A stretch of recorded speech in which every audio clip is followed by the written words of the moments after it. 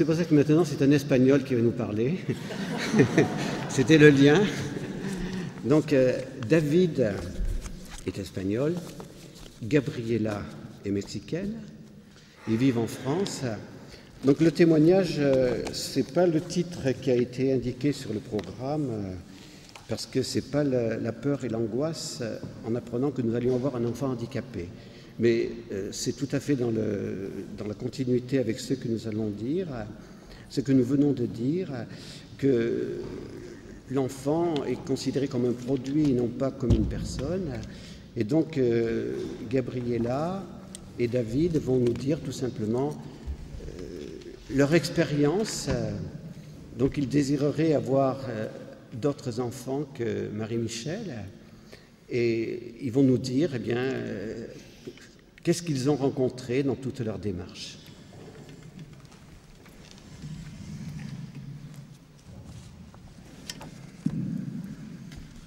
Tout d'abord, bonjour à tous. Les jours où nous avons décidé de nous marier, nous avons pris la résolution de nous préparer afin de vivre intensément ce magnifique sacrement qui est le sacrement du mariage.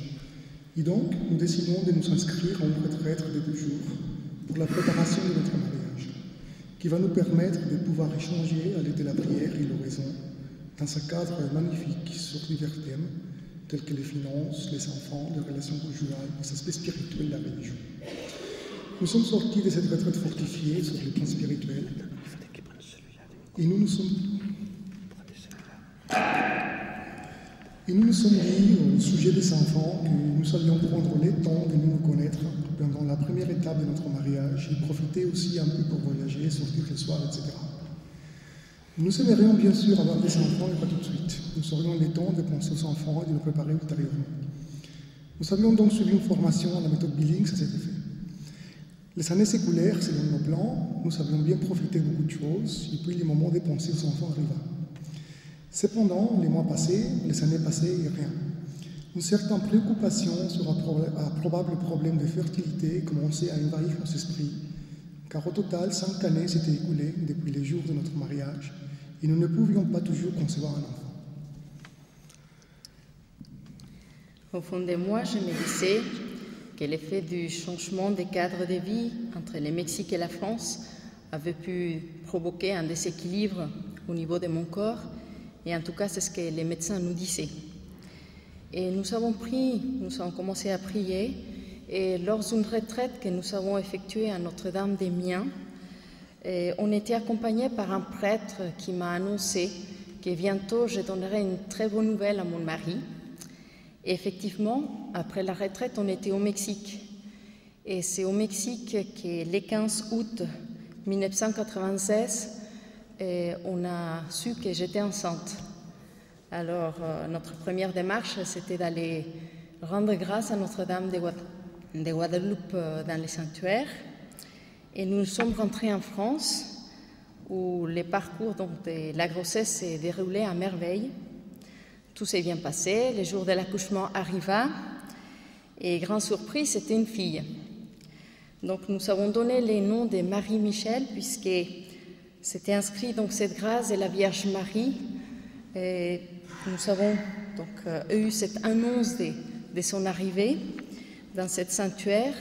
Et en même temps, moi je porte le nom de Gabriela, donc j'ai un archange.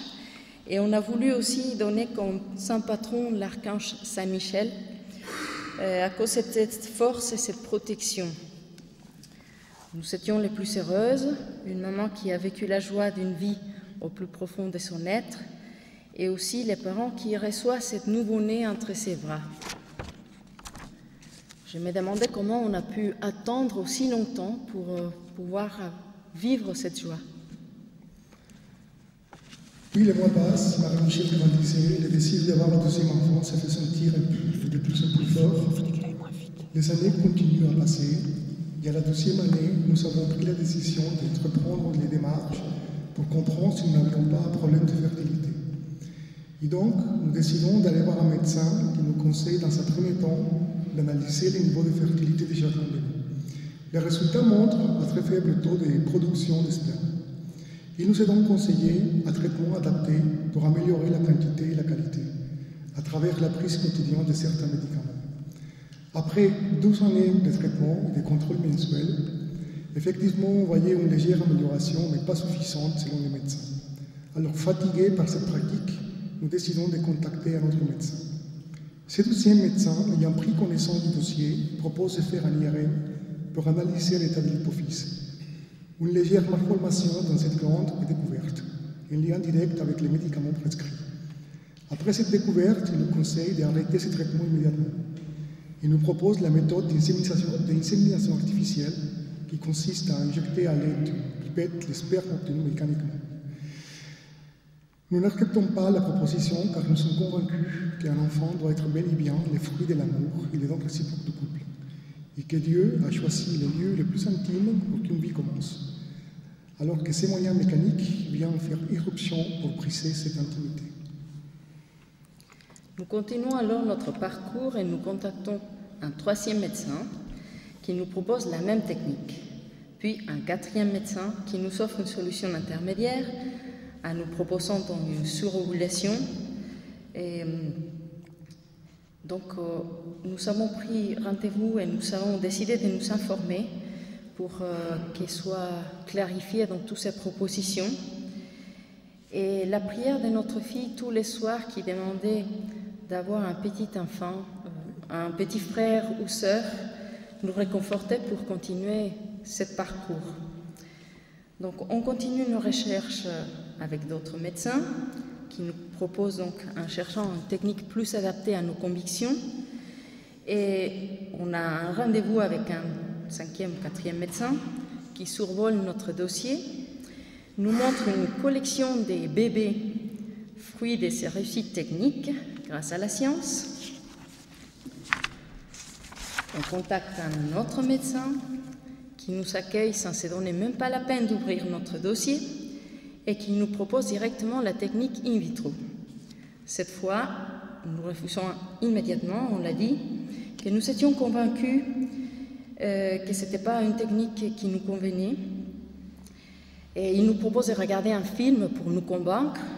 Et c'est alors qu'on a dit qu'on ne pouvait pas penser avoir un enfant entre nos bras en sachant que nous avons laissé d'autres congélateurs. Alors il nous dit tout simplement, je ne peux rien faire pour vous. Donc nous avons continué de décider de contacter un autre médecin qui a étudié plus profondément notre état à l'époque et il a trouvé que j'avais effectivement une trompe bouchée. Donc je me suis dit, ça y est, une solution s'annonce. Mais sa technique se trouve inefficace et il a failli me percer l'utérus. C'est à ce moment-là que je me suis dit, c'est la fin de nos recherches médicales. Une année plus tard, un couple d'amis nous conseille de prendre rendez-vous avec un médecin des plus réputés dans le domaine. Un rendez-vous nous est accordé 6 mois plus tard. Les jours de rendez-vous, le médecin nous voit arriver avec notre fille qui reste dans la salle d'attente. Elle avait 6 ans à l'époque. Le médecin nous reçoit avec un grand sourire et 3 minutes plus tard, sans se donner la peine d'étudier notre dossier, il nous dit effectivement à votre âge, il ne vous reste qu'une seule solution, la fécondation in vitro. Avec nos expériences précédentes, sans hésitation, nous répondons écoutez, nous sommes croyants, catholiques, pratiquants, mais donc la fécondation in vitro, ce n'est pas pour nous. On nous a beaucoup parlé de vous, qu'est-ce que vous savez nous conseillez d'autres. Il nous répond je suis catholique, je vais vous expliquer pourquoi la fécondation in vitro est le seul moyen adapté à votre cas.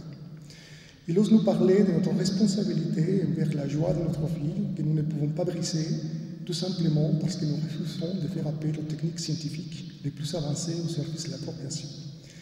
Puis il continua son propos en nous expliquant la nécessité de préparer une grande quantité d'embryons au moins une dizaine. Nous commençons à lui poser des questions pour voir jusqu'où il était capable d'aller. Pourquoi avez-vous besoin de tant d'embryons? Combien seront-ils véritablement implantés dans l'utérus? Qu'est-ce que vous faites de reste? Vous savez, Madame Messier nous répond, nous appliquons les critères de la nature. Il nous faut en choisir un grand nombre pour sélectionner les plus simples et les plus forts. Pour les autres, quelques-uns seront éliminés par la nature, les autres seront congelés, et proposons aux parents, s'ils veulent bien les garder, les donner à la science. Pouvez-vous nous expliquer le concept d'éliminer par la nature? Posez-nous une question. Bien sûr, vous savez, nous les laissons dans un milieu aquatique, et nous savons que seulement les plus forts survivront pour réussir une implantation. Donc c'est la nature qui choisit. Normalement, pour chaque implantation, nous choisissons 2 ou 3 selon la situation particulière de chaque femme. Et si 2 ou 3 réussissent à s'implanter, le posons-nous comme question. Ne vous inquiétez pas, nous répond-il, les patientes sont suivies régulièrement et 1 ou 2 peuvent être absorbés facilement avec un peu d'exercice. C'est-à-dire expulsés en deuxième gestation, disons-nous. Ne les prenez pas comme ça. Si les conditions ne sont pas viables, une femme peut en prendre parfois 1 ou 2 sans se rendre compte au cours de ces cycles. Donc on lui demande qu'il nous parle qu'est-ce qu'il faisait avec les embryons qui étaient congelés. Si les parents veulent bien les garder, nous les gardons pendant 5 ans. Et puis il ajouta, mais on peut également les donner à la science pour des études scientifiques avec les cellules souches. Donc, on lui pose la question, on peut adopter ces embryons. Mais vous ne vous rendez pas compte de ce que vous dites, il s'agit des enfants de quelqu'un d'autre. Donc on l'a dit tout à l'heure, il s'agissait d'embryons qu'on utilise pour la science ou qu'on les élimine par la nature. Et maintenant, ce sont bien les enfants de quelqu'un d'autre. Ils nous regardent, ils nous répondent. Ne nous avançons pas dans des discussions philosophiques. À votre âge, c'est la fécondation in vitro votre seule solution. Et décidez-vous vite, car la liste d'attente est très longue. Et vous savez un très bon moment le bonheur de votre fille. Ne la laissez pas seule.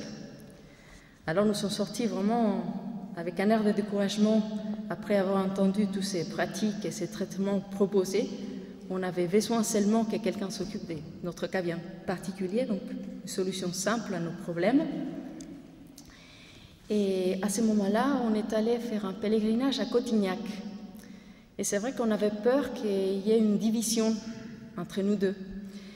Et à Cotignac, on a reçu donc la grâce d'avoir un beau livre qui nous a bien éclairé et qui nous a permis aussi de voir qu'on était dans la bonne direction et que tous ces choix, ce n'était pas pour nous. Donc, en conclusion, on peut dire qu'aujourd'hui, on vit dans l'action des grâces d'avoir eu un enfant qui nous a permis de découvrir la merveille de qu'est-ce que c'est qu'être parent. En tant que femme, j'ai pu vivre la découverte d'une vie qui se développe jour après jour et qu'on n'oublie aucun de ces moments.